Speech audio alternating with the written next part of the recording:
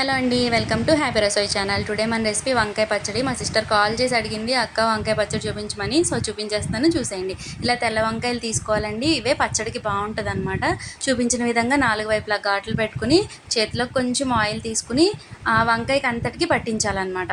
పట్టించిన తర్వాత పొట్టు తీసేసిన వెల్లుల్లి రెప్పలు ఉంటాయి కదా, అవి ఒక 2-3 తీసుకుని మన వంకాయలోకి అలా ఇన్సర్ట్ చేసేసుకుని స్టవ్ మీద గ్రిల్ పెట్టుకుని ఈ విధంగా అటు ఇటు తిప్పుకుంటూ కాల్చుకోవాలి. ఈ విధంగా చూపించిన విధంగా. అది మాడిపోవడం కాదు, లోపల కుక్ అవుతుంది అనమాట. ఇదంతా కుక్ అయిన తర్వాత స్కిన్ సెపరేట్ చేసేస్తాం కొంచెం చల్లారిన తర్వాత. ఇది ఈ విధంగా ఉంటుందండి కుక్ అయిన తర్వాత.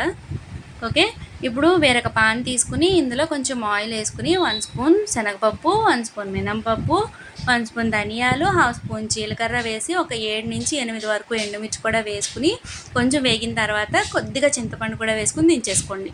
ఇది చల్లారగా మిక్సీ పట్టుకుందాం. ఇప్పుడు వంకాయలు ఉన్నాయి కదా, వంకాయల మీద స్కిన్ కూడా మనం తీసేసుకుని ఈ విధంగా చూపించిన విధంగా సెపరేట్ చేసేసుకుని పక్కన పెట్టుకోవాలి.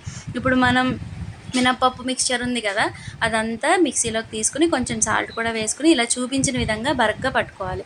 ఇప్పుడు వంకాయ ముక్కల్ని కూడా మనం స్కిన్ తీసేసుకున్న వంకాయ ముక్కలు ఉన్నాయి కదా, అవి కూడా వీటిలో వేసి మనం బరగ్గా పట్టుకున్న మిక్స్చర్లో వేసి మిక్సీ పట్టుకుంటే మన వంకాయ పచ్చడి రెడీ అయిపోయినట్టే అండి. లాస్ట్లో మనం కరివేపాకు ఆవాలతో ఈ విధంగా తడకా పెట్టుకుని మన వేడివేడి అన్నంలో తింటే సూపర్ ఉంటుంది. ట్రై చేసేయండి.